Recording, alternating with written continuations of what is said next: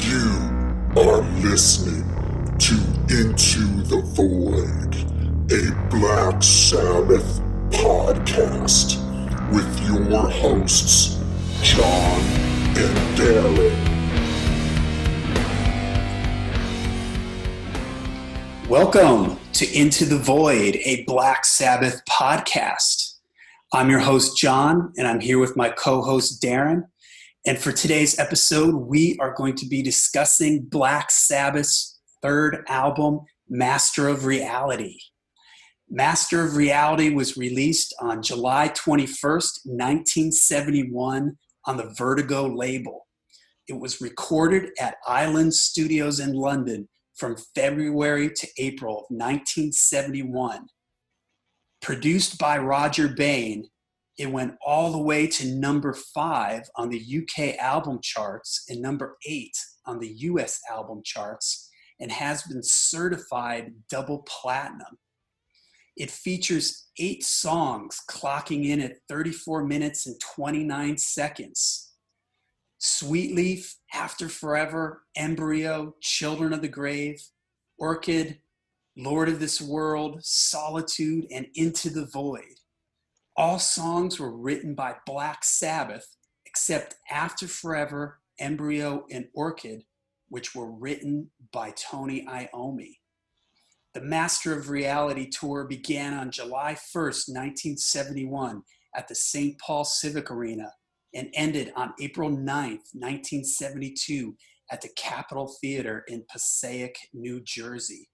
A typical set list on this tour was NIB, War Pigs, Sweet Leaf, Black Sabbath, Iron Man, Embryo, Children of the Grave, Wicked World, Paranoid, and Fairies Wear Boots. All right, so Darin, what were your first impressions? Where were you when you first heard Black Sabbath's massive third album, Master of Reality? Well, it was one of the albums that I just bought. I had no order that I bought these albums. I started out with Never Say. I was all over the place. Started out with Never Say Die. One after that was Paranoid. That was the album that made me a fan. I mean, it's been so long now, but I think this was probably like the 4th Black Sabbath album that I got. And I was really impressed with it when I got it. I mean, it's really straightforward, very heavy. You know, in a lot of ways, it is the quintessential Black Sabbath record. You know, we have some popular songs. You got Sweet Leaf, Children of the Grave, Into the Void. I mean, the album is it's solid from start to finish. The production is very dry, but it's a real heavy record. It's a great Black Sabbath record. And I mean, so the first 3 albums, I mean, undeniably are great. After that, I guess it's more of a subjective call as to which one is the best. My personal pick for the best would be Paranoid, but a lot of people pick Master of Reality, and I can see why. But my initial thought was that it was just a very solid album. I was really happy with it, and I was really excited about Black Sabbath up to that point. And after I got Master of Reality and listened to it, I got even more excited. I was ready to keep going. Black Sabbath was, and Ozzy and Black Sabbath, that was my favorite band, and I was really excited about Black Sabbath's music at that time. So yeah, it's funny for me. Paranoid was my first Sabbath album, and then I got the first album. And for whatever reason, I distinctly remember this. My local record store at the mall did not have Master of Reality. So I went from Paranoid to Black Sabbath, and then I bought Volume 4, I bought Sabbath, Bloody Sabbath, and then I got Master of Reality. And at that point, I had heard Children of the Grave and Sweet Leaf. I think that was it, you know, on like college rock radio or classic rock radio. So when I heard it, it was interesting because I always sort of associate the first 3 albums together, and then I associate the next 3 together, and then the last 2. It always kind of feels to me I see that. like that. So Master of Reality felt like a little bit of a continuation from Paranoid. The first thing that hit me is the sort of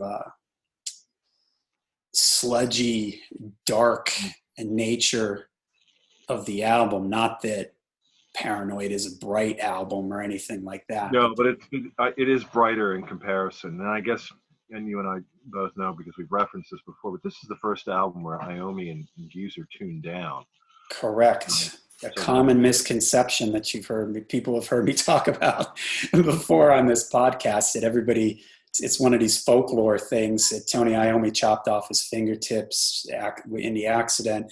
Thus, he tuned his guitar down. But in reality, the first album he did that on was Master of Reality. So that probably added to the sort of sludginess of it. And even just the opening song, Sweetleaf, like that guitar riff is just very like drony and sludgy, and Children of the Grave is like that. And I remember this would have been the first Sabbath album. Well, no, I would have heard the acoustic stuff on Volume 4 and Sabbath Bloody Sabbath, but the contrast between the sludgy stuff and Orchid and even Embryo, the little instrumental thing. I just remember it feeling dark, kind of real dark and heavy, a very heavy sounding record. And that was my initial impressions of it. In fact, the album cover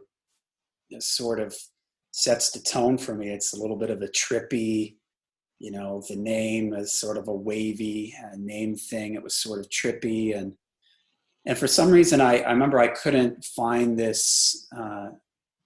I bought cassettes back then, and so I had the other stuff on cassette.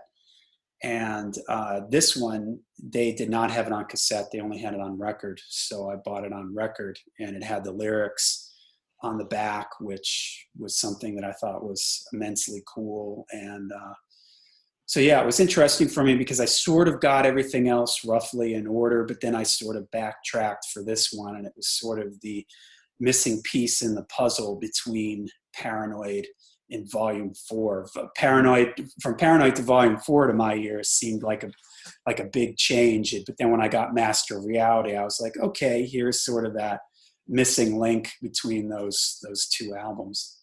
Yeah, that's a good way to describe it. I would think that there'd be a real big gap between Paranoid and Volume 4. But I think Master of Reality really bumps up against Volume 4. I think Volume 4 carries some of the vibe that Master of Reality has, but goes a little bit further, and especially in terms of the tonality of some of the songs. I mean, Master of Reality sounds like a heavier album. I think Paranoid isn't light, but it is a little brighter in the mastering.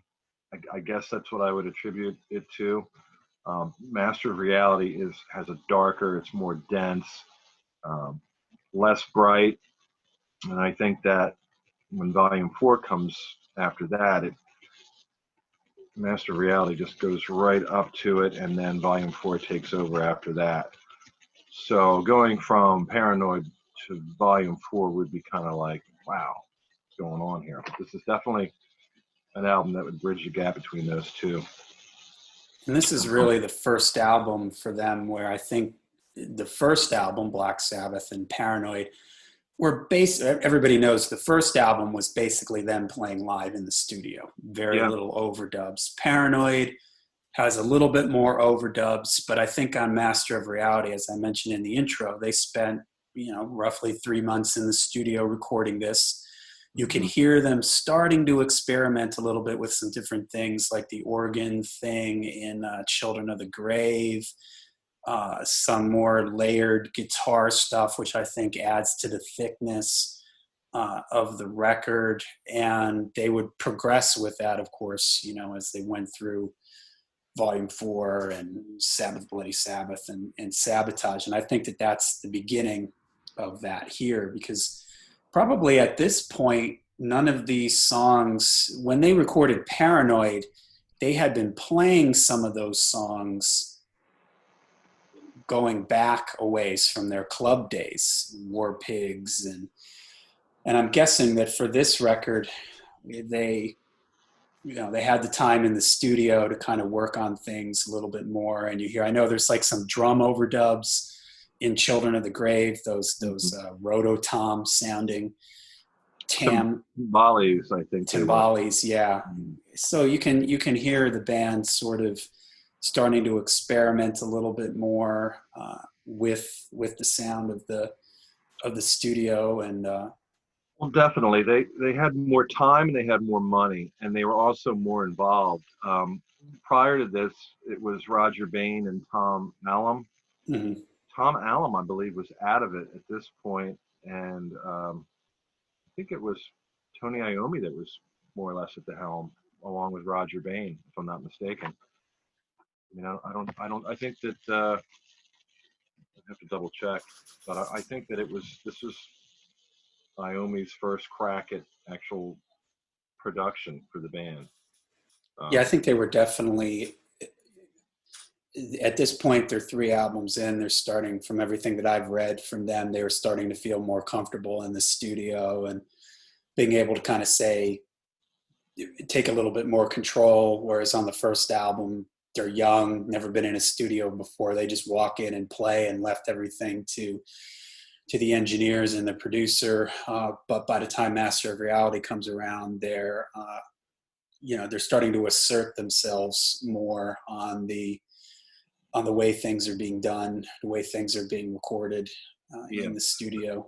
So this was less of a live album, which the previous two were sort of, well, especially Black Sabbath, because I think, what was it? I forget what it was. It was like only a couple weeks or something when they recorded that. 12 hours? Is that what it was? 12 hours they did that? Well, the first album, yeah. Yeah. And Paranoid wasn't much longer than that. It sort of still had the same live album, play a live set, record it, mix it, put it out. This one was definitely more of a album. We're going to work on this. We're going to try to incorporate some overdubs, and it was less of like a live album and more of, I don't know if you'd say it was a conceptual thing, but it wasn't really. But it was more of a stopgap. We're not just going to take a short break and record an album and get back out on the road again. We're going to stop, write songs, go in the studio, spend some time, do some overdubs, really make this a cool sounding record, and then go on tour for 14 months. But yeah, it was definitely a different school of thought involved with Master of Reality than the previous two. And I mean, it paid off. I mean, classic songs. I mean, songs that would forever be a part of their set, even up to the last time they toured. I mean,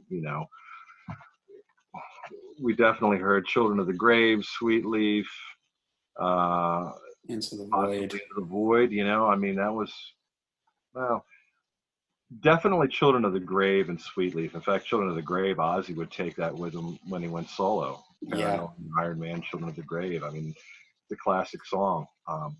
This album birthed Children of the Grave, which would forever be a Black Sabbath classic. So yeah, it's probably the only other, when you think about Black Sabbath songs that you have a chance of hearing on classic rock radio. From Paranoid, you have, of course, War Pigs, Paranoid, and Iron Man, and Fairies Wear Boots. And then from this album, Children of the Grave. Children of the Grave and Sweet Leaf, possibly, although semi-controversial because of the subject matter. Interesting thing, though, about that, the name was, I don't know if you know this, I found this while going through the internet. It was, Sweet Leaf was taken from a pack of cigarettes called Sweet Aftons, and the slogan was, "The sweetest leaf you can try." Cigarettes.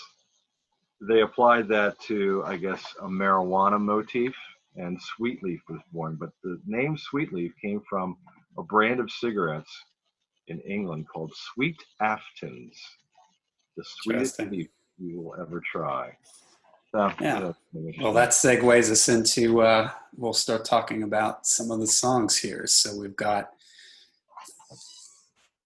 34 minutes and 29 seconds of music, 8 songs. It's actually kind of a brief, if you take out Embryo and Orchid, the short instrumental things, you've really only got 6 songs on this album, and it is sort of a brief one. And it, like we were just talking here, the album starts with a big hacking cough and then leads into the Sweet Leaf, which Do you know who's coughing?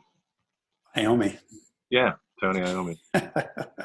Sabbath trivia all over the place. For those who are young enough to not remember life before the internet, when I first got on the internet and started finding other Black Sabbath fans on the blacksabbath.com forum, these were very common questions that would get bounced around and debated, and this was one of them. Who is that coughing at the beginning of Sweet Leaf? It's sort of, people know it now, but back then stuff like that was it was a mystery and something to be endlessly debated on a forum. The irony is that this is actually before the band really got, and when we get to Volume 4, we'll have to talk about it, because the drug use became a big issue, or it became a big part of their recording process. And even if we don't want to get into their lifestyles, decisions, I mean, Volume 4, it's almost impossible not to talk about that when you're talking about Volume 4. But in the case of Master of Reality, the band really didn't, I mean, they drank, they smoked pot, but nothing was really that intense as it would be probably a year later. But it was more recreational, and Sweet Leaf was sort of a fun song. They kind of wanted to kick the album off on a fun note, and they said that Tony had just taken a big hit and coughed, and they got it on tape, and they were going to erase it, but then they thought, it'd be kind of fun to leave that on there and start off the song with that. And that's what they did. Of course, you can't imagine hearing Sweet Leaf without that cough in the beginning. But my point about the lack of drugs being more of like a recreational thing at this point, it was sort of like the era that they were in too. I mean, it was marijuana was the recreational drug of choice probably at that point, but it didn't overwhelm the work ethic at that time. I think it did later on, but at this point, I think the band were pretty moving along pretty good. The 2 albums prior to this were successful. They've had successful tours. They were really, firing on all cylinders. Things were moving forward. They were serious, writing, very creative, and the creative juices were flowing. They were excited about being in the studio. They're ambitious while they were in the studio. So. And that's kind of the tone that was the backdrop of this album, was that this is the band really functioning and very productive, and might be the most productive time in the band's history, because, like I said, shortly after this, we get into an area where lifestyle choices start to interfere. But at this point, everything was really productive and pretty professional. And it shows, because this is a very focused album, I think. Yeah, they're certainly on a roll at this point. They're coming off of the success of Paranoid.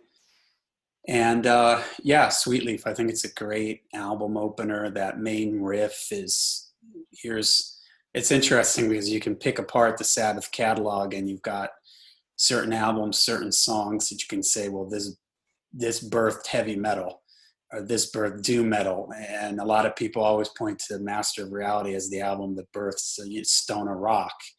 And you sort of hear that a little bit in the Sweet Leaf main riff. And I love the part in the song where it goes into the guitar solo, and it's sort of this, at this point, they did something similar like this in the guitar solo in War Pigs, where Iommi's soloing and Geezer and Bill are just jamming out and going crazy underneath. It's the same thing in this, maybe even dialed up to 10. They're just going totally nuts in this, Geezer and Bill. I mean, it's basically like a drum solo underneath Iommi's yeah, underneath Iommi's solo, and it's awesome. It's this classic Sabbath thing where they're doing one tempo, and then they're able to shift gears out of that tempo. They just sort of build place that drum fill that sort of slows it down a little bit, and then they go back into that heavy, sludgy main riff of the song, which is awesome.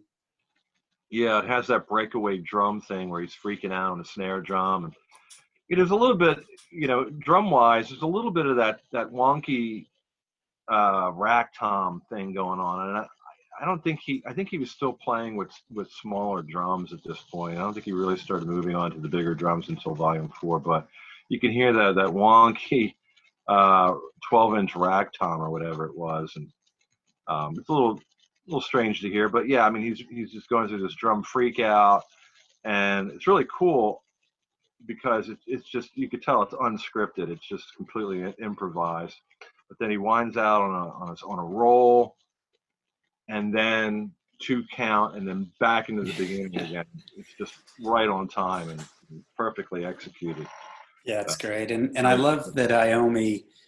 I mean, he did this a bunch of times back then, where when he was soloing, there's like 2 guitars going on at the same time. So you've got 2 guitars soloing at the same time. You've got the drums and the bass just going crazy underneath, and it all just sort of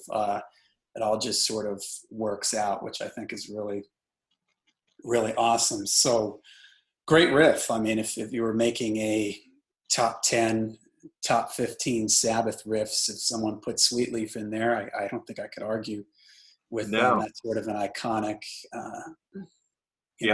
classic Sabbath riff. For sure. All right, so then next it moves into, we talked about this on the Paranoid album, there's all these, what would you call them, not subtitles, that written before some of the proper titles that they used to try to make it seem like there were more songs on the album. So on some copies it's listed as The Elegy and then After Forever. Mm-hmm. Yeah, on some copies that was on there. I don't know. I think it was random. I do have a promo copy of the first Warner Brothers, and it's a white label promo copy. And they're not, these alternative or these additional song titles aren't on that. So the only time I've ever seen any of these is on random green label Warner Brothers records, and I don't know at what point they came out. Maybe they're part of the first pressing, but certainly the white label promo would be a first pressing, and it's not on that. So I don't know what issues they ended up on, but yeah, it was well known that there were certain copies that had these additional song titles, and I think it was just as you said to bring the song, make it look like the song count was a little bit higher than it actually was. And yes. I mean, it wasn't something that was new. They did that on Paranoid too. Jack the Stripper, Luke's Wall, so it was kind of a Sabbath thing to do. But they did drop it, subsequently. Yes, according to Wikipedia, it was on the first North American editions of the album. Came with these little things. I remember for the first time seeing that. I met somebody that had an 8-track version of this album, and they were showing it to me, and I had never seen these before, and I was like, whoa, what is this? The Elegy, After Children of the Grave, it says The Haunting, before Lord of this World, there's a song called Step Up, and before Into the Void, there's a song called Death Mask. And I remember freaking out when this guy showed me this 8-track, and being young and not knowing any better before the internet, I was thinking like, whoa, does this guy like have a version of Master of Reality that's got like 4 extra songs on it? And then the guy played some of it, and then I realized like, wait a minute, this is, okay, I get it. Yeah. Well, like I said, I have the white label promo, Warner Brothers, and I don't know why they would put out a promo on a second pressing. Maybe they did, but I'd always assumed that was a first pressing white label promo, and they're not on there, so I don't know. Yeah, it's one of these weird things in their catalog. So After Forever, the lyrics are very interesting in this song. Maybe one of the more interesting lyrics of Black Sabbath, a band that's mostly, you know, it's at this time getting a reputation for being an occult or satanic band. And then they put out the song After Forever. And as I mentioned in the introduction, this song is credited to just Tony Iommi, but after doing some research, we learned that Geezer did in fact write the lyrics for this song. Geezer was raised Catholic, and the lyrics in this song are sort of address God. And apparently this was corrected when they put out the Black Box. There's a mention in there. Geezer gets the proper writing credit in there, but on the album, the original album versions, it just lists it as Iommi. But the lyrics are, you know, they're interesting because, again, Black Sabbath had a reputation at this time, and then they come out with a song like After Forever. Yeah, well, I mean, I don't think Black Sabbath ever really. Well, I guess on the song Black Sabbath there was some occult, black magic kind of an influence, but I don't think they had necessarily really gone too far with the satanic image at this point. But yeah, even just for a heavy metal band or a hard rock band from that time, it would be, and it was unusual for a band to be what seems to be openly religious in a song. But I mean, I always thought that the way that the lines were phrased and the way that each verse kind of asks questions, and then at the last verse pretty much gives you the assessment of how they think you answered those questions. It was almost like it had a sarcastic or a sardonic undertone toward them. So was it really Christian, or was it a mocking kind of a thing? Was it possibly like the most satanic or, anti-religious song? I don't know. Certainly in the context of Black Sabbath, it's an odd song, but when you read a little bit into it, you know that Geezer was religious and remained pretty religious throughout. There's a time when he says that he did dabble in the occult, but I think he was always pretty much Catholic at heart. And I think that the lyrics were to be taken pretty much as they appear. Where are you with religion? Is your mind so small that you have to run with the pack? Or will you fear when death is near and say that you may as well worship the sun? It's pretty much putting a narrative out there that, if you want to follow the right course in life, you got to, embrace God. God is love, and that's kind of the theme of the lyrics. So it's strange to see that in a Black Sabbath song, but in context of this album and how it carries over into the title, Master of Reality, the album really focuses on what's going on in the world at this time. Kids are coming back from Vietnam. The world was really shaken up at this point, and this album lyrically is a reaction to that. Prior to this, they did dabble in some fantasy. There was, Iron Man. It has maybe a socio-political theme behind it, but the concept of the Iron Man was sort of a fantasy element on that album. Also, Fairies Wear Boots, The Wizard. There wasn't any of that on this album. It's all pretty much a direct correlation to, the war, the people fighting. And I think After Forever was bringing religion into it, that, look, this world is so full of hate right now. You have to love and you have to embrace God. So I think in the context of this album, it makes sense that it would be taken literally. But I agree. It's a strange song. It's raised many questions over the years, I'm sure. Yeah, and Black Sabbath was, to the outsider, to people that don't know Black Sabbath, they always get sort of lumped into one thing.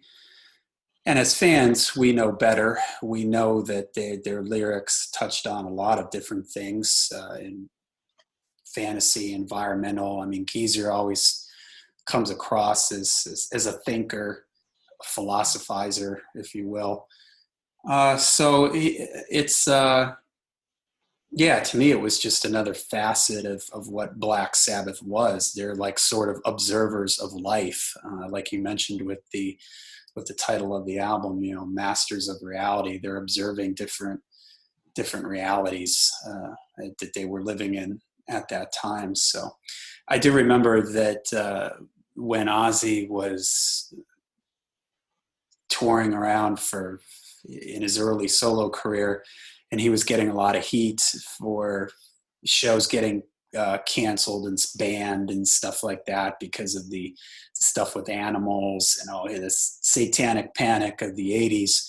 I distinctly remember he was going to play a show in my area where I lived, and the show ended up getting canceled. But for weeks leading up to this, there was people writing into the editorial section. This is before social media, this is before the internet. And all the kids, all the parents were all this satanic stuff. And all the kids were coming back with their letters were, yeah, but there's this song After Forever. And they would, quote some lyrics from this song, like, see, Ozzy's not so bad. He's a good guy. And but this is where, the band themselves complained about how when the first album came out, it had the upside down cross and in the middle of the gatefold thing. It was never really something. It's something that just sort of fell on them. And I guess in some ways, when you have a name like Black Sabbath, you're going to draw that kind of attention, I guess, a little bit. But the band was never, when you really add it all up, they were a band that sang about a lot of different things. And just After Forever, for me, is just a continuation of that, then looking at different aspects of life, religion, reality. But it's the only song that really addresses religion. I mean, there's maybe a line or two in certain songs from this point on, not really anything before, but this is the only song that really pretty much focuses on religion for the entire time. After this, you might see a line or two, but one of the things that makes this song unique is that it's, well, the title After Forever, I guess dealing with what, the afterlife, the spirituality and how it pertains to you and after you die. The whole song is focused on that as a concept. I don't think there's been any other song since then that did that. Regarding the satanic thing, I don't think it was a conscious decision on their part, but I don't think that they objected to it, and I think it was something that kind of served them.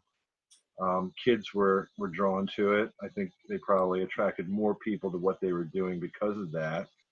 The name Black Sabbath was an alternative from the original name, which was Earth. They decided that they were going to go with the name Black Sabbath because they thought, well, look, all these people lining up outside of this movie theater to be scared.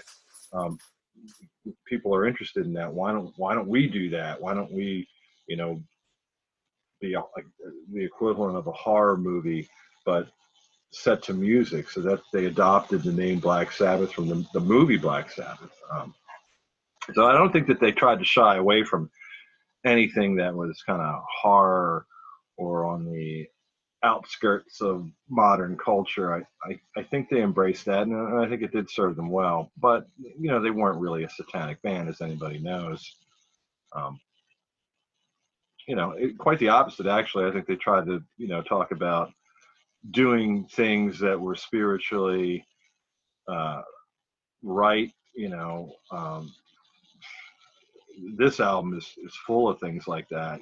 Talking about children of the grave, all you children of today are children of the grave if you don't wake up and, learn how to love and be kind to one another and, say your prayers before you go to bed and, and all that stuff. I mean, that was sort of like the underlying theme is that, there's a lot of hate in this world, but you got to start to love. We have to love one another, and this is what's going on, and we need to stop doing this and get on with living peacefully. And so, I mean, that was always sort of the lyrical concept. But behind that all, I mean, there also was this dark imagery that I think, drew people into their music. And this song is interesting. This song is interesting because coming out of Sweet Leaf, I always thought the intro to this song, it's a very sort of major key uplifting sort of sound to the intro riff. Geezer's playing like that bass line, which is great.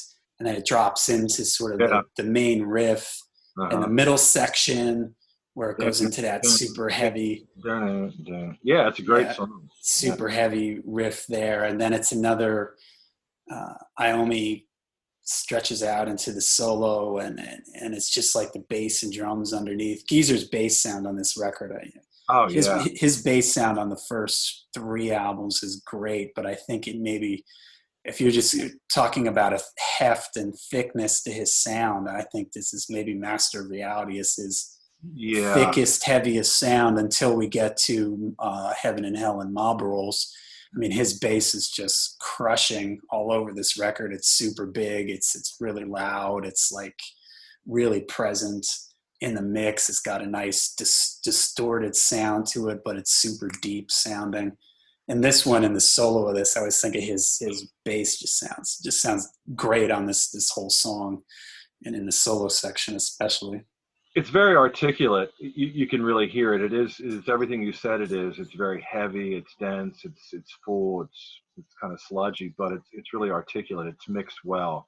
And when you listen to this, when I listen to it on vinyl, I can hear the separation between the rhythm guitar and the bass very distinctly. And this is one of the albums I can really hear what Geezer's doing, and you can hear. Well, Geezer started out as a guitar player that went on to play bass, and he never really follows the guitar part. It's always he counters the guitar. He does something that elaborates on the rhythm guitar part. And when you listen to this, you can really hear how he plays off of that. It's really cool. But yeah, I mean, it's tone for days, and it makes this album sound really heavy. Yeah, he always when I hear him stretching out underneath the guitar solos when he's just jamming, it always really reminds me of Jack Bruce from Cream, who I know was a Geezer always cites as his biggest guy, that, you know, his biggest bass influence. And Jack Bruce was sort of legendary for that, even though they were a 3-piece, instrumental 3-piece, just like Black Sabbath was. So when Clapton was soloing, Jack Bruce was just underneath him going crazy. And I think, you know, Geezer really has a page from that. And if you hear Jack Bruce's guitar bass sound live with Cream, he's got that super loud, distorted bass sound that that influenced a lot of players from that era, and certainly Geezer. And you can really hear that when Geezer's jamming out with the bending notes and just sort of going crazy with all the bass fills. It's just great. Yeah. All right, then it goes into the short little instrumental Embryo. Yeah, which is kind of a curious thing. I'm not even sure what that is. It has a weird, almost like it's like a violin or something, but I guess it's guitar. I don't know. It is. I think it's. Yeah, I know what you mean. It sounds like it's very like a not a synthesizer, but like maybe like a harpsichord or some sort of weird. I always thought that maybe there was something else mixed in there, but I think all it is just, it sounds like he maybe dubbed his guitar a couple times, and he's sort of playing this lick with the open strings. There's like a higher open string that he's playing against, so it gives it this ringing sound on the top end. But I know what you mean. It has a very sort of unique. But it was played live a couple times, oddly enough. Yeah. And I mean, of course, when they reunited, and this became a thing, that this is what you always heard before Children of the Grave.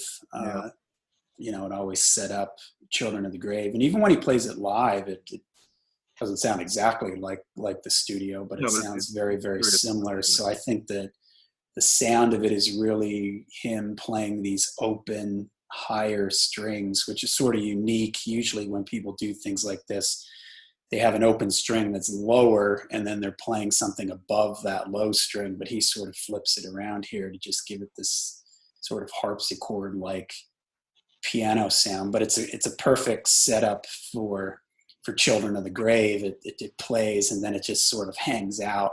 And then that main riff from Children of the Grave uh, kicks in slowly, sort of fades in a little bit. So you, in my mind, you can't really hear Children of the Grave without hearing Embryo before it. If I hear Embryo, I immediately start hearing Children of the Grave Yeah, I mean, after I can hear Children of the Grave without Embryo, but if I hear Embryo, I have to have Children of the Grave afterwards. Yeah, that's it. It segues beautifully. And again, this was the thing that Sabbath, what I loved about Black Sabbath, what I still love and what I liked as a young kid was you would hear you'd hear a song like Sweet Leaf, real sludgy and heavy and crazy middle section. And then After Forever has this strange, uplifting intro.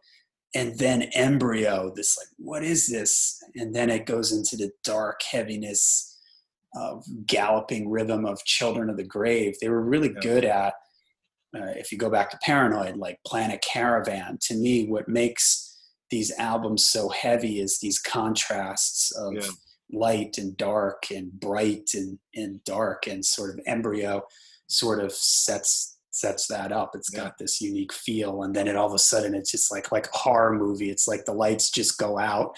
All of a sudden Children of the Grave starts coming in, one of their creepier, more ominous riffs, one of their darker, I put Children of the Grave up there with like Under the Sun, and as far as just their like really dark, sinister sounding songs, Children of the Grave is right up there for me. Yeah, you're right, and they do that a lot on this album. Going from the contrast of the light to dark, definitely with Embryo and Children of the Grave, and then on side 2 we get into like Orchid and the song Solitude, and both Orchid and Solitude are followed by 2 of the heaviest songs on the album. So yeah, I mean, if you're looking for a way to kind of make that heavy song have more impact, start it out with a lighter intro, because when it kicks in with the heavy, it's going to be a lot more effective. And it seemed like they were pretty much in tune with that, and that's what they did. And it is very effective in the contrast between Embryo and Children of the Grave. Children of the Grave, though, is where we start to get into the reality theme of the album lyrically, talking about how the next generation has to be the ones that change the way things are going.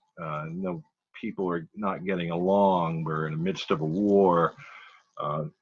Socially, politically, things are really a mess. So all you children of today, lead the way, take us out of this, and, get us onto a new way of living.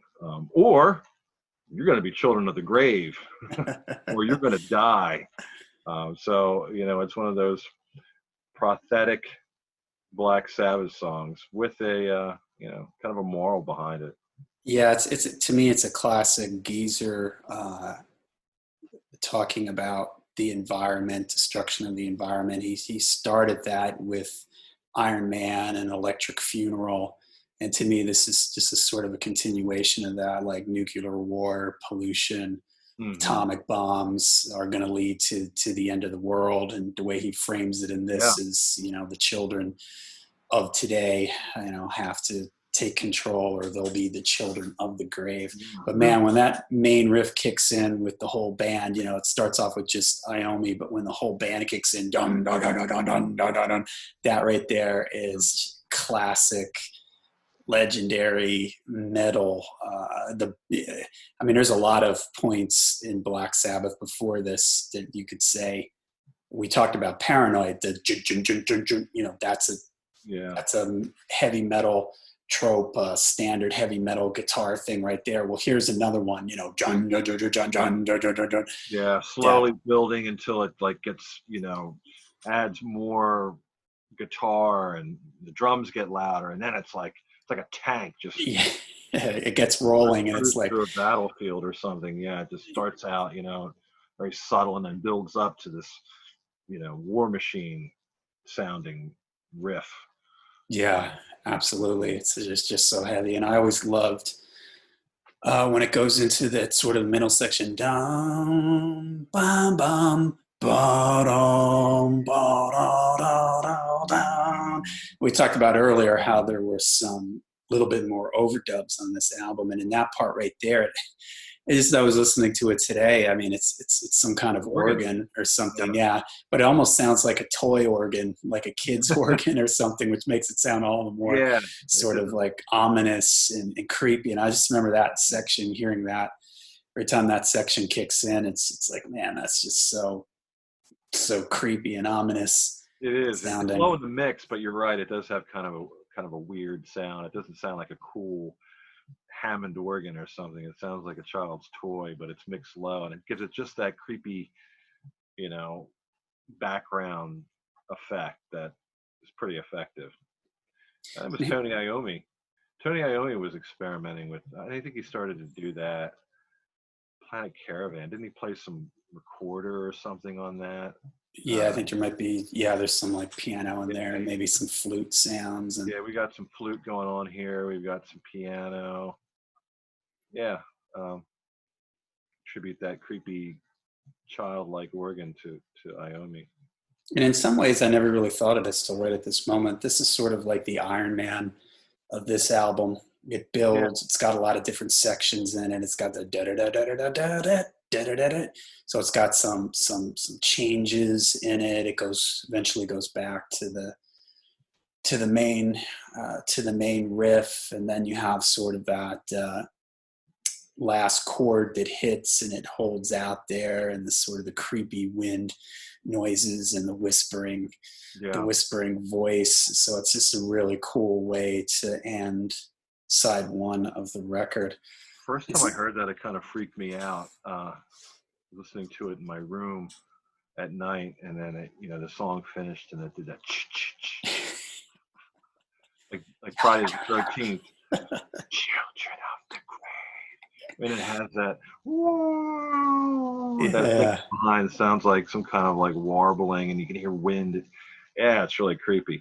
But it's real similar to, and I always wondered if maybe the Friday the 13th thing wasn't taken or wasn't influenced by that death mask portion of Children of the Grave. Do you know what I'm talking about? Yeah, oh yeah, absolutely. Yeah, they sound pretty similar. There's like some sort of sound. I don't know what that is, like a slowed down keyboard noise. And yeah, and the voices, children.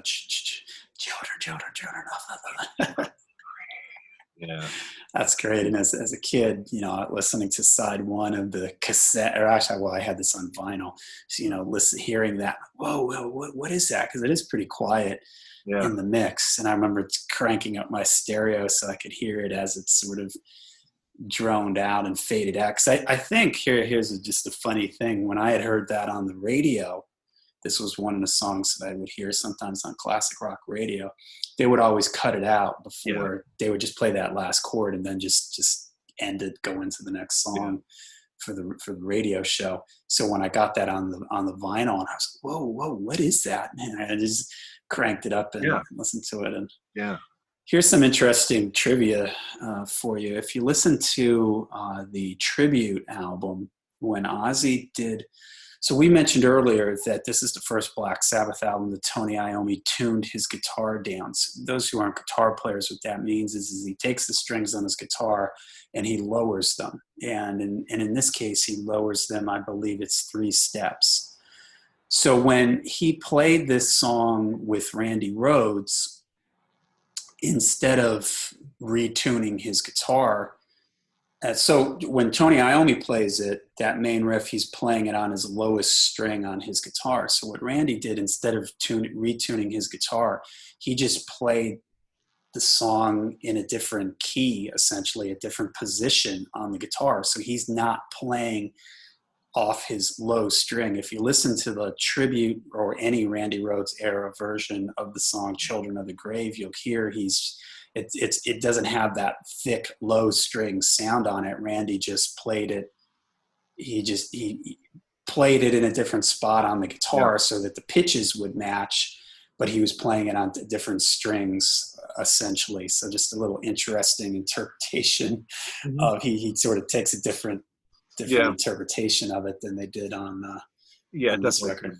It definitely sounds different. I just was listening to that the other day and I noted, wow, never noticed how different that sounds, but Yeah. Yeah. So yeah, a great way to end side one on the record. And then side two starts off with Orchid, which I mentioned earlier. I always loved these Iommi acoustic guitar interlude, pseudo classical sounding things. At this point, I had already had Blizzard of Oz. We just talked about Randy Rhoads. I was a huge Randy Rhoads fan, so I always loved things that had a little bit of a classical-ish sound to them. And so uh, Orchid has that sort of all over it, and it's sort of an interesting way to start side two of the record. Yeah. Lord of this World, from going from Orchid into Lord of this World is again what you mentioned before. It's the light going into the heavy, the contrast really working in favor of bringing that heaviness out. Lord of this World is probably my favorite song on Master of Reality. I love the riffs. It just has a real good the way that everything is composed and everything just kind of flows into the next thing. And I love Bill Ward's drumming on this as well. He's hitting the bell, I guess, on his ride cymbal. It's almost like a kind of a cowbell thing, but it's a little bit higher. It's obviously a bell. I like that part. Really kind of gives it a kind of a cool swing. Bill was definitely the swing master, coming from kind of a jazz background. For sure. And Similar this, in some ways to John Bonham. I said, I think maybe when we were talking about Paranoid, that for me, you got John Bonham on one end, Keith Moon on the other, and Bill Ward is in the middle. I think that it pretty much describes how Bill Ward played drums. There was a certain dense side to his playing that was real heavy and decisive, and on the other hand, Keith Moon was always very sporadic and all over the place. Um, Bill Ward also does that, like we talked about earlier in Sweetleaf, that snare drum freak out part that he does, and then he just kind of rolls out of it, and then it comes back into the main riff. Um, Bill Ward was not. There was elements of John Bonham, but I think Bill Ward had that ability to swing a little bit more, and I think on Lord of this World, it really showcases that ability that he had.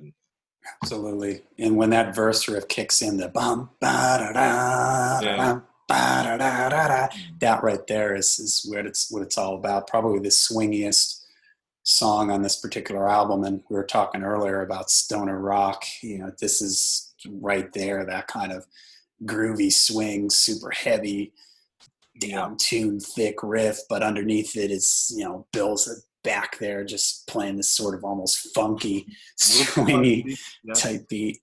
Yeah, always a little bit behind the beat. It was kind of Bill Ward saying you'd always be just a bit behind the beat. But it worked because it allowed him the ability to really swing and play off of the rhythm a lot. Yeah, and then when it goes in, like you said, the da da da da da da ba da da da, Yeah. and the cowbell thing. Yeah. Yeah, just a great feel to it. Another Lord of this world, and it's weird. It doesn't really get to like sort of the chorus of the song till a little bit later in the Later. song. And Yeah. it's another unique thing about Black Sabbath. They were never a verse chorus guitar solo type of band. When you really listen to their songs, it's not like that. The choruses of their songs, like this song, doesn't really come in until towards the end of the song. So it's interesting how they arrange their songs, all the different sections. And I've often wondered how they did that a lot of times, and I guess they did it together. I mean, as a band, I think that it would. If I had to hazard a guess, I'd say that it was probably everything was mostly based off of Iommi's riffs that lent to jams, and then having Ozzy while all this was going on, there he would try to sing something over what was going on. So I think it was the interesting thing about Black Sabbath. I think that all the songs were basically a collaborative effort, which each musician having their own contribution, but I think it all happened at the same time. And that's how a lot of these songs were built. Iommi would come in with the riff, he'd jam it out with Geezer, Bill would join in. Bill always described himself as a reactionary drummer. And when you listen to him, the way he plays, he doesn't always necessarily format what he's doing. So just because he maybe hits the crash cymbal on the first time, the first rep of that particular part, doesn't mean he's going to do it every time. He reacts to what the music is making him feel. So you can hear that the riff was probably introduced. Geezer joined in on bass, put some rhythm behind it. The word kicks in, and then Ozzy would just start probably singing over something, and that would be the melody. And then they would agree that sounded cool. They remember that. Ozzy would sing out the melody. Maybe he'd have some lyrics. Occasionally, Geezer would say that some of the things that Ozzy was singing would be used, and sometimes they would use that exactly. Other times they would use a portion of it, and sometimes they wouldn't use it at all. Geezer would just take the melody and write some lyrics against it. But I think at this time it was a real just a natural thing that they didn't really think about it. It was an unconscious thing that they just sort of. So you'll read interviews with Bill. Bill will sometimes describe it as there being a fifth band member, meaning sort of this unconscious thing that they just got in a room together and it just happened. It really wasn't planned. It wasn't thought out. And I think as time went on with some of the later albums and where they began to struggle was when that natural flow wasn't happening anymore, whether it be because of chemicals, things, influences outside of their lives, tampering with sort of that Zen-like approach that they had early on, which was just sort of getting in a room and it just, the energy of these four guys now without really even having to say anything or to articulate anything, this stuff just sort of naturally happened. And I think really the first three albums is really what that's all about for them. I think this was the last album that probably had that thing going on, because I think right after this things started to get kind of different. They started to go down a different path. And I think they had to start thinking about it more and you could say maybe forcing it more. I mean, the results are still great after this, but I think that whole just sort of unconscious, and maybe too, it's as they got more popular and more pressure, outside forces, lawyers, lawsuits, drugs, they start second guessing what they're doing. They start thinking harder about what they're doing, and it becomes just a little bit harder. It doesn't come as naturally as it did for them on these first three records. These first three records feel very natural. They don't feel like they were forced or they had to think this out a lot. It just really sounds like a band that could just get in a room, and which is amazing that they could just get in a room and put out an album like this really with just not much effort. It was just inside them. They just had this to be able to put out an album like this without having to force it or anything. It was just natural to them at this point. Well, these four guys had a connection musically, and I think the amount of time that they spent together, playing live, touring, I think that only strengthened it. I think that only strengthened their connection. As things began to progress and they became a bigger band, air quotes on bigger, outside influences, chemical influences started to pull them apart, and the connection was kind of lost. But at this point, it was really strong, and it's probably why these first three, maybe four albums are the most cohesive, I think, of their entire catalog. And they're undeniably, I think, if you talk to anybody, especially if you talk to those people that think only the first six albums matter. But if you like talk, the T-shirt says, yeah, right. Well, it's a popular phrase too among certain groups of people. But you have that group of people, and then you have people like you and I who love every era of Sabbath and appreciate it, all together. It's still undeniable that the first three albums are probably the most cohesive Black Sabbath albums. There's no hint of anything going on in the background that was, distracting. There's a lot of focus, and definitely what these three albums are what established Black Sabbath. What happens after this really only elaborates on what they've already done. Uh, in some ways better, in some ways not so effective, just more or less, kind of treading water. But, these three albums is pretty much where Black Sabbath, the band, was at its zenith, I guess we could say, its strongest point. Yeah. So then it moves into Solitude, which for me, I always associate this song with Planet Caravan because it's Yeah. got the same sort of atmospheric, moody thing. It's got the effect on the vocals. This is the song that I think when we were talking about Paranoid, I was talking about there being flute in it. Mm-hmm. This is the song that I think I was thinking of. There's like little like flute trills and stuff in it, and it's very much like Planet Caravan. It's kind of trippy. Takes the mood. Brings everything down, takes you to a different place. It's a little different from Planet Caravan. It does kind of have that same marker in the kind of like intermission type of thing, a little break from all the heaviness that's longer than 30 seconds or a minute. This is actually a 3-minute song. The one thing about, it's different from Planet Caravan. Planet Caravan was kind of a trippy, kind of like a peaceful, floating through the universe, kind of psychedelic. This is about losing, like a loved one or a broken romance or something, or like a She's Gone, a precursor to the song She's Gone. The subject matter is somebody who's obviously in emotional distress. So it's a little heavier emotionally than Planet Caravan. But man, up until just recently, I could have sworn that Bill Ward sang this song. And I know now, because I especially on this deluxe Warner Brothers Rhino edition where they have the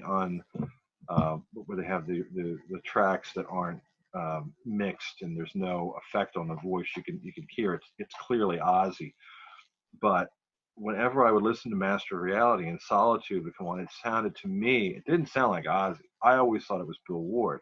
And people would say, no, it's Ozzy. And I'm like, I don't know. Are you sure? Well, Yeah, this was another one of those things that was in the early days of the internet was just endlessly debated. And I yeah. remember on the black-sabbath.com site, he even eventually just put it in the frequently asked questions section of the website because it was like one of the most frequently asked questions. Who's that singing on Solitude? It was the same thing with Planet Caravan. Nobody knew. And being that everybody knew that Bill sang It's All Right, that was like public knowledge, so to speak. It was just assumed that, well, it doesn't sound like Ozzy, so everybody just assumed the next most likely person to be singing it would be Bill. So. Yeah, it does kind of sound like Bill's voice. Yeah. As we know, hearing him sing on It's All Right, it sounds like the same guy. But it's Ozzy. It doesn't sound like Ozzy, but it is. And you can really hear it when you. I guess it's a Leslie effect on that as well, the same as Planet Caravan. Yeah, and like you said, the lyrics on this one are pretty sort of dark and depressing type of thing. So, yeah, it's an interesting setup for the final song on this record, which is kind of like the end of side one. Side one ends with Children of the Grave, real dark and heavy. And side two ends the same way with Into the Void, which is kind of another geezer destruction of the planet.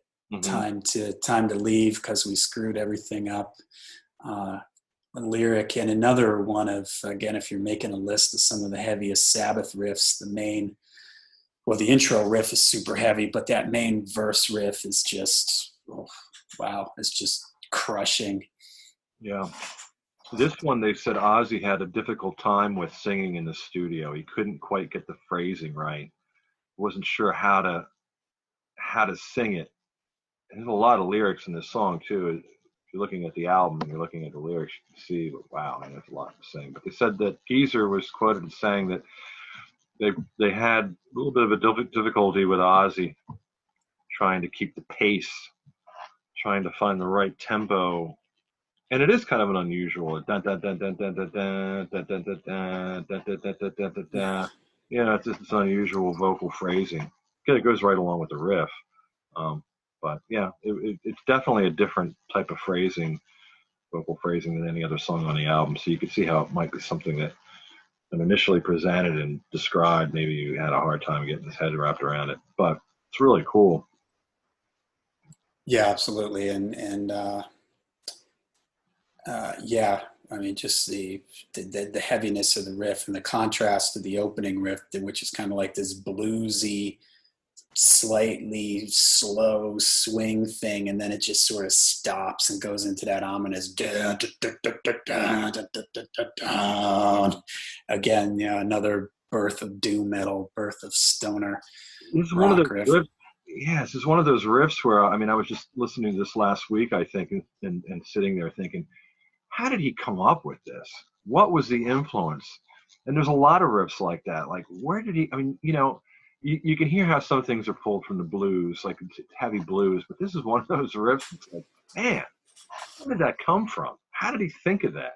Yeah, and there's really nobody I at mean, this time. My never mind gosh, in you of anything. '71, there's nobody as heavy as this. I mean, other people always cite as the other big heavy bands at this time being Deep Purple and Uriah Heep, and they do have some heavy Yeah, things for on sure. their records, but nothing was as ominous and dark sounding as what Black Sabbath was doing in stuff like Children of the Grave or Into the Void. Nobody was playing as sort Yeah. of sinister sounding riffs No, but like this. yeah, I think in both those cases, Uriah Heep and Deep Purple, there was an obvious blues influence, and they made it heavier. They turned it up, um, and that was sound heavy, but there was always that blues and Sabbath too, but definitely in Uriah Heep and Deep Purple, there was always a very strong blues influence. It was just amplified louder. With Black Sabbath, there was that, but then in addition, and this is what makes Black Sabbath such an extraordinary band. And I was just thinking a little while ago, Black Sabbath is one of those bands where it's not like, I don't know, like I know there's fans of these bands I'm going to mention that would cite them as their favorite bands. But Black Sabbath isn't like a Thin Lizzy. They're not like a Uriah Heep. They're not like a Bad Company. If you like Black Sabbath, you really like Black Sabbath. They're my favorite band and have been for years. They are my favorite band because there's just something really special about them. You don't get into Black Sabbath and say, okay, yeah, that's cool. I like it. I'm not really that into it. If you really like Black Sabbath, you really like it. I really like Thin Lizzy. I really like Uriah Heep. I really like Bad Company and Jethro Tull, and so on and so on. But they don't have quite the same effect on me as Black Sabbath does. There's so many layers to this band, you know. And I started out talking about how Tony came up with this riff. That's one of the reasons. It just makes you think this band is just something above and beyond their peers at the time. Where did this riff come from? You know, the riff to, you know, Children of the Grave isn't your standard, like, oh, it's influenced by the blues. I mean, you can kind of hear that, but it's taken it so much further than that. Every song on here, really. I mean, there is obviously a blues influence, but where it goes, so creative and so unique. It's undeniable that Black Sabbath was probably the most, we're biased, I'm biased, but Black Sabbath was the most influential, most important band, I think, of the 70s as far as hard rock heavy metal is concerned. It's one of the reasons why that riff to Into the Void, it blows my mind. Where did that come from? How did he think? Yeah. You know?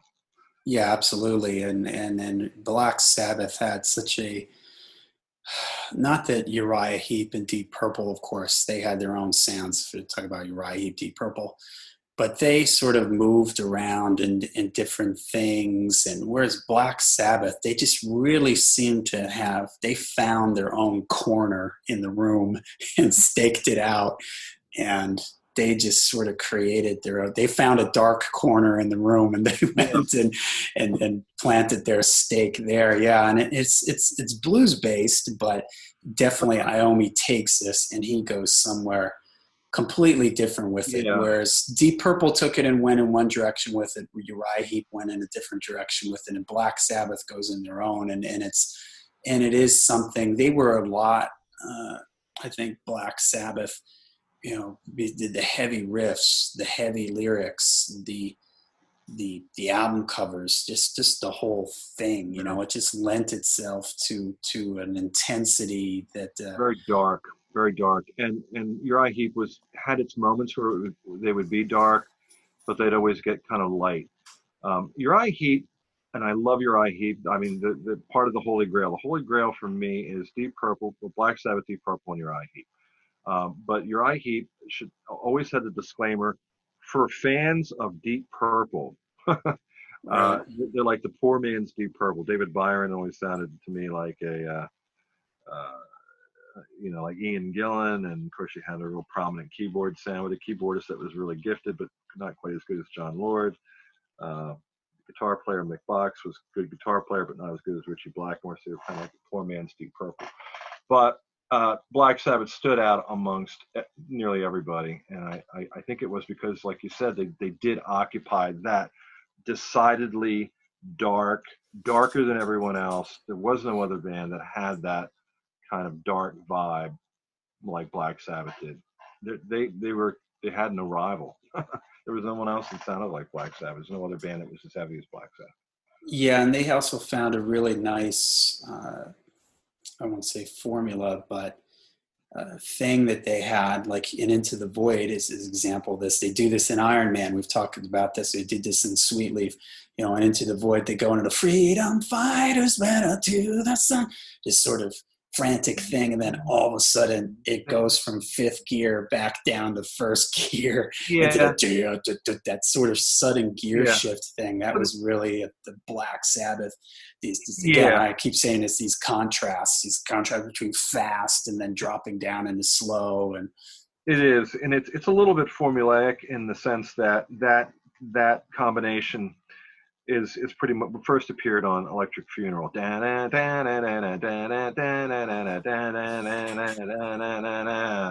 down back to the beginning.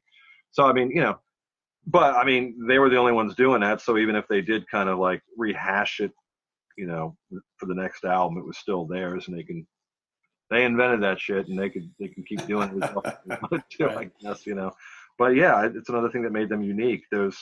The way that they would put the songs together and have and just throw in a part that you would never expect. And I mean, I wish that I could go back and listen to these albums again for the first time, because I remember my mind being blown with some of these, passages that were so detached from what occurred before, but it fitting together so well. It was just, let's just do this. Change the tempo. Let's play really fast. We'll do that for a couple measures and then go back to the beginning. Like, what, are you crazy? No, listen. Oh, wow, that works. Yeah, who would have thought? That was one of the things that they were good at. Absolutely. So as we mentioned earlier, they, of course, toured for this record. And typically in the typical set list for this tour, they played Sweet Leaf and Embryo leading into Children of the Grave. But we also have some earlier shows with Darin can tell us about here, where they actually played After Forever with some slightly modified lyrics. At this point, it was even before the album had come out, I believe, right, Darin? Yeah, so this was the first live recording I have is from the 14th of January, 1971, which of course the album came out in July. So this was quite a few months before the album came out. They started recording, I think, in April. February through April, they were recording the album. So Yeah. this was even before they started recording the Right. album. It was before they even went into the studio.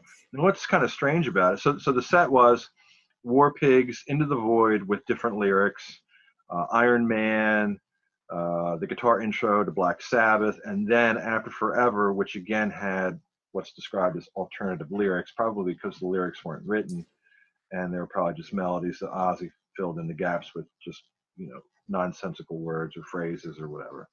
Followed by Wicked World, Fairies Wear Boots, and Paranoid.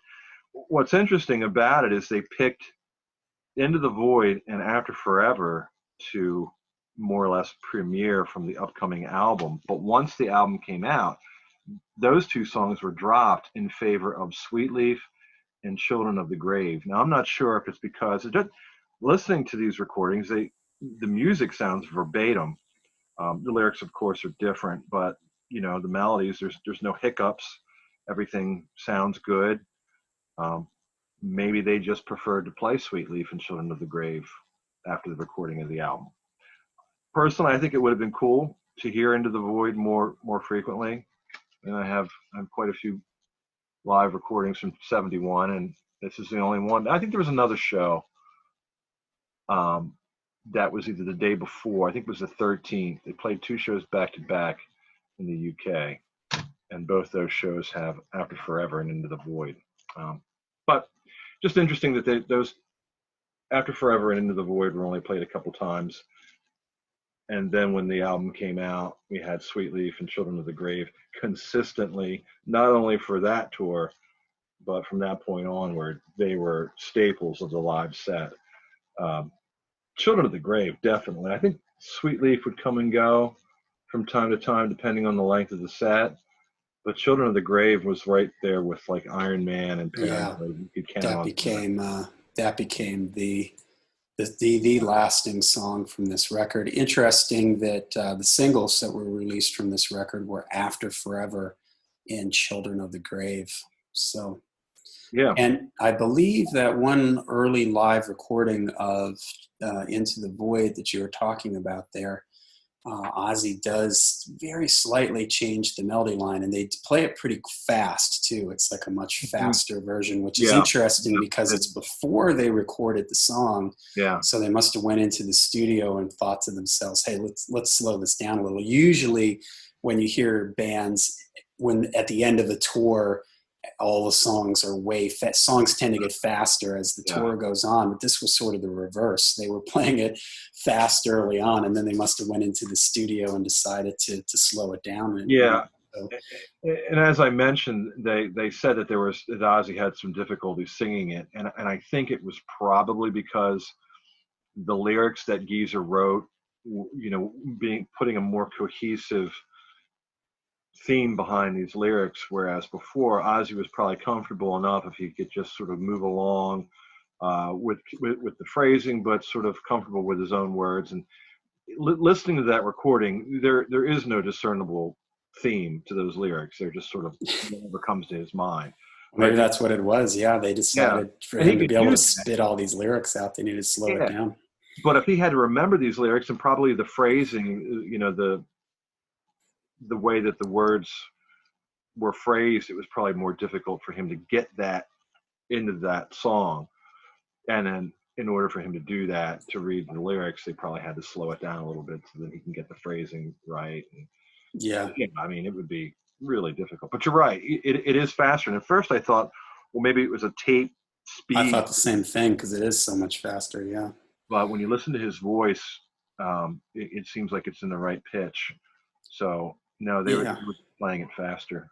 Yeah, and for people out there, I'm sure you can look this up on YouTube and here if you type in Into the Void live 71, 72, you'll find 71, you'll find this really early version of Into the Void. So, yeah, all right.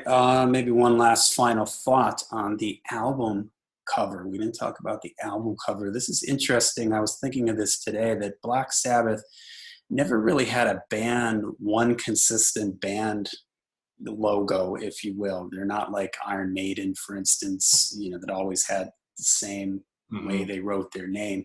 Black Sabbath never had that, but if there is one font or whatever you want to call it, one way it was written, this is probably the most recognizable one, the sort of wavy Master of Reality Black Sabbath a name.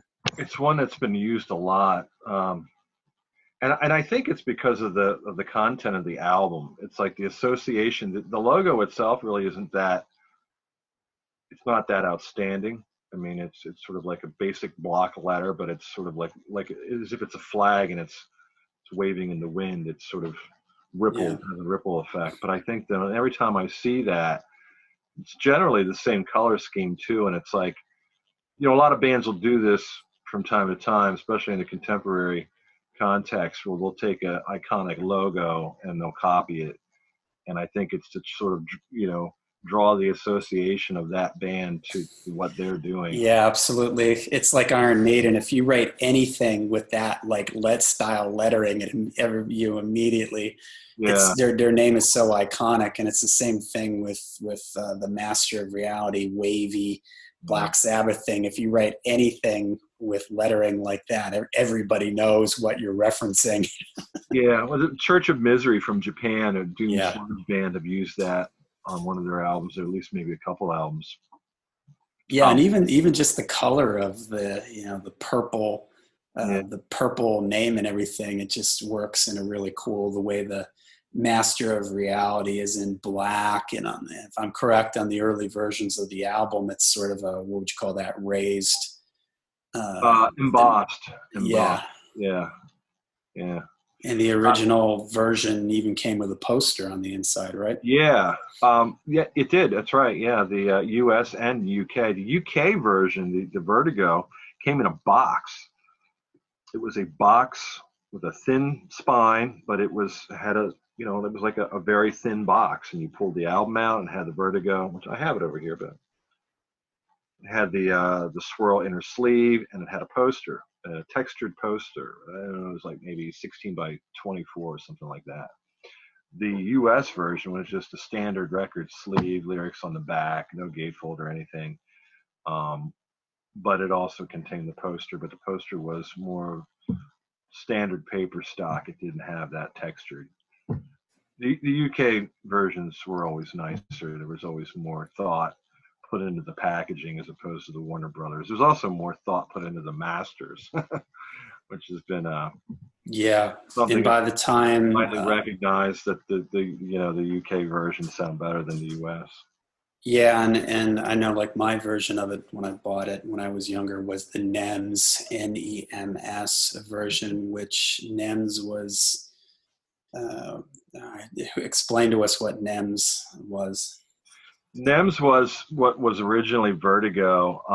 It gets kind of complicated, but I think the basic thing was that NEMS, Vertigo became NEMS for a while. In fact, 1975 was when Sabotage came out, and that first pressing wasn't Vertigo, it was NEMS.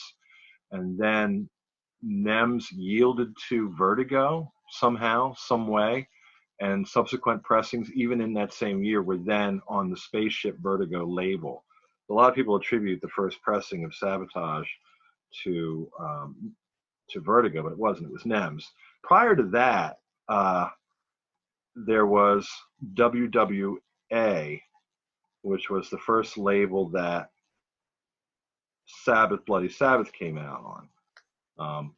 And later on, same year, that was also on Vertigo. So there must have been some sort of a financial thing going on with Vertigo.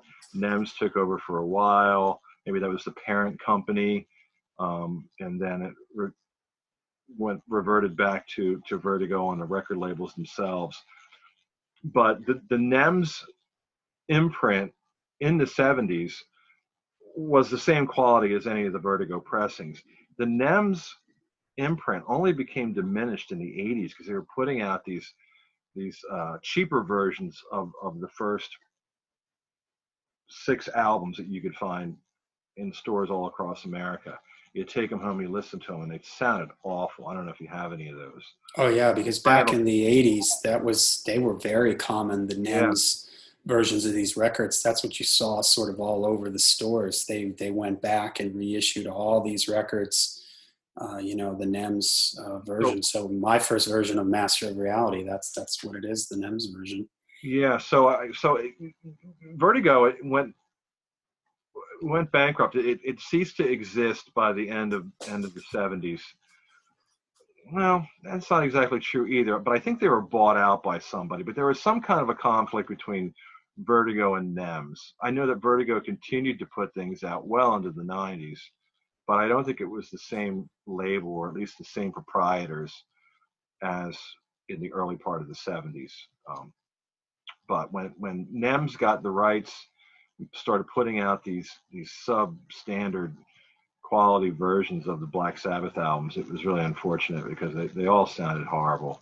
And I'm not sure if it was a pressing, I mean, The because they, vinyl I remember is yeah, super thin vinyl. I was it, listening to my Master of Reality today, and it feels like a one of those things records you get out of a magazine. Like that really thin, yeah, floppy sort of. And NEMS was also responsible for. They were putting out all kinds of various compilations and stuff. yeah, Wasn't it NEMS that did all those Attention Volume 1, Attention Volume 2, and the Euronymous Bosch cover greatest hits hmm, thing? That was NEMS, and so they were sort of flooding the market there for a little while with all these various Black Sabbath reissues and compilations and stuff. So yeah. And I think they also put out the Live at Last. So I'm going to say that yeah, it's probably, like almost a pirate label that was releasing all this stuff in the 80s. At least it certainly sounded like that, because it didn't sound like they were cold from the original masters. That's for sure. Sound like yeah, they were even weaker than the U.S. There was two sets of masters. There was the U.S. and the U.K. And for whatever reason, for copyright reasons or something, they couldn't import the the mastered versions of the albums to the U.S. So they were remastered. They were mastered differently in the U.S. The individual tracks were sent to the U.S. studio. They were mastered in a different way, and I guess it's subjective, but I think most would agree that the UK masters, the UK pressings, have a superior sound quality than the US. US are fine, you know. There is a dropout on Paranoid. That's kind of a curious thing that oh some yeah, did. yeah. That doesn't exist on the UK pressing, so And that's in War an Pigs too, I think there's a weird dropout. Yeah, there's yeah. for those people out there that are, if you want to dig deeper into this type of thing, if you Google this, there's forums where people will tell you all the differences between the UK and the US versions, and there is a lot of strange little things, tape dropouts, and weird little sonic anomalies. Yeah. So yeah, it is kind of a strange, interesting thing. But I would encourage anybody that loves Black Sabbath and doesn't mind putting a little bit of money behind it to seek out some of these Vertigo pressings. And actually, the ones that Rhino put out, the Warner Brothers, the recent reissues with the Master of Reality, for instance, has an extra record of bonus tracks with an unreleased track from this session called Weevil Woman. Yes. It's one of the only things that I think is a track that was a leftover. And there's no bonus tracks on the first Black Sabbath album other than Evil Woman. Paranoid, there's no bonus tracks, but Master of Reality actually has an unreleased track, Weevil Woman, which is on this reissue Yeah, liner. which unfortunately, I remember when those bonus two CD sets were coming out, and everybody was getting excited because they heard there was this extra unreleased song on Master of Reality. And the first warning to me was when I saw the title, Weevil Woman. I thought, uh-oh. Yeah, here I was thinking maybe it's just some sort Yeah, of different version of Evil Woman, the cover song that they did yeah, on the first record. And it's interesting, but it's not anything, no, it's something in the very early stage. You're basically just jamming on a riff and Ozzy singing nonsensical yeah, kind of lyrics over it, and it doesn't really go anywhere and doesn't really become anything. So unfortunately, the hopes that there was some great undiscovered gem that they just decided to leave off the record. Not really the case. Yeah, not that really. particular song. But if you're a Sabbath fan and you're a completist, we encourage people out there to go and seek that out and listen to it, because it is interesting. And those double disc things, there are some different for the double discs for the first 3 albums. There are some different takes on some of the songs and stuff. So who put those out? Those were Rhino, right? But they're imports, right? You can't get them. No, these are domestic. Okay. Yeah, no, these are U.S. versions. They're remastered. They sound really good. Nice thick 180, I think, gram vinyl. What does it say? Yeah, you can get them on. That's right. Yeah, you can't get them on vinyl and remastered. I forget who remastered them, but he did a really good job. And no, they're worth getting, and they're not horribly expensive. I think they're about $26 or something. And if you want to, if you have, they're good to have, because some of them do have bonus tracks. In the case of Master of Reality, but they're also cool because they sound good. And if you want to give your original pressings a little rest, you can do worse buying the Rhino versions and listening to them instead. One more thing I want to add about bonus tracks. I really wish that when I came down, you've heard that song, an early song from like 69 sessions. It's a good song. It has a great chorus. It's a Black Sabbath song that I was really hoping when Rhino put out these extended versions of these albums, that When I Came Down, or even Song for Jim, would have ended up on the first Black Sabbath album, but they weren't. So I'm still holding out hope that in one form or another, When I Came Down will end up on a reissue of something, or maybe just some cool live compilation with some live songs, and When I Came Down, Song for Jim, some of that stuff that's been floating around on the internet, floating around on YouTube, but the recording has been, there's a master tape that somebody has, and it's direct from the reel, and it sounds great. I would love to hear that one of these days. Hopefully maybe somebody does that. For those that don't know, these were songs that before Black Sabbath released their first album, they were stuff that they had recorded with their original manager, funded it, self-financed, and they're sort of the 3 songs that everybody knows exists but has never been released are When I Came Down, The Rebel, and Song for Jim. And you can hear a little excerpt of The Rebel in a VHS documentary thing that they did years ago. When I Came Down was leaked out years ago, but I don't think it was the complete song or something like that. And Song for Jim is sort of like the third one that no one's ever heard, yet pieces of it have popped up, and I think there's a really early bootleg where they just sort of jam on it for a little bit or something like that. So these are sort of like the 3 holy grails of unreleased, undiscovered early Black Sabbath that fans have been screaming for all these years, and hopefully one day, and who knows what else is out there. There's all kinds of rumors that they might have recorded other things early on when they were trying to get a record deal and stuff. But alas, we at this moment in 2020, we are still awaiting. A good record store day thing. Oh man, absolutely. With the Rebel and Song for Jim. And, When I Came Down, I'm sure that would sell pretty well. There'd be quite a buzz going on about that. But it hasn't happened yet. Maybe someday. All right. So I think that about wraps it up for our episode here on Master of Reality. Please drop on over to our Facebook page, Into the Void, a Black Sabbath podcast.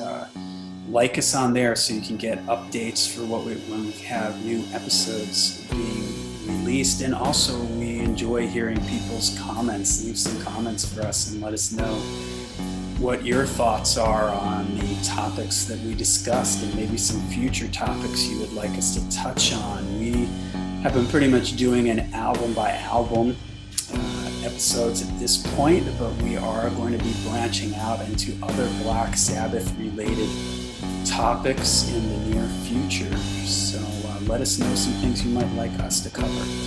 So thank you very much for listening in, and we'll see you again